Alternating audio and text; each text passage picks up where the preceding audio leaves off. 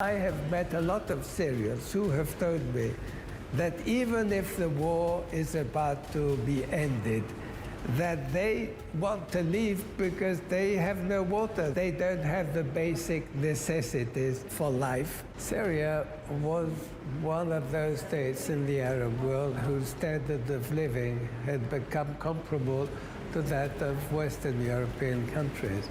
It was completely self-supporting in terms of food supplies, and the conditions prevailing in the field of health were fine. For instance, kids, 95% of kids were all getting vaccination.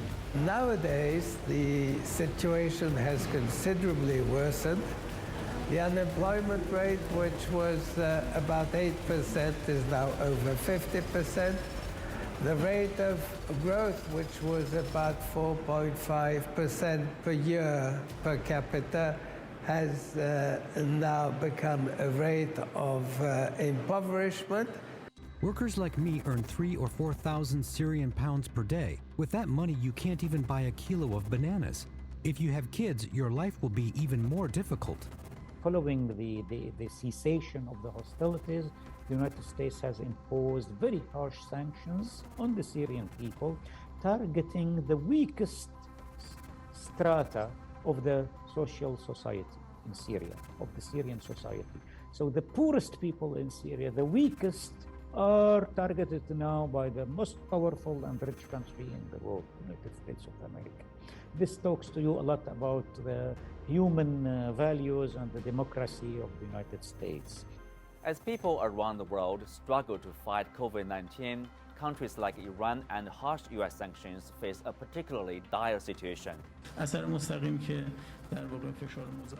The direct effect of sanctions is that accessing foreign medicine is very difficult. Prices are much higher because of foreign currency shortages caused by sanctions. Foreign pharmaceutical companies do not sell us medicine because they're afraid of punitive U.S. sanctions. Several academic studies have concluded that sanctions almost never work.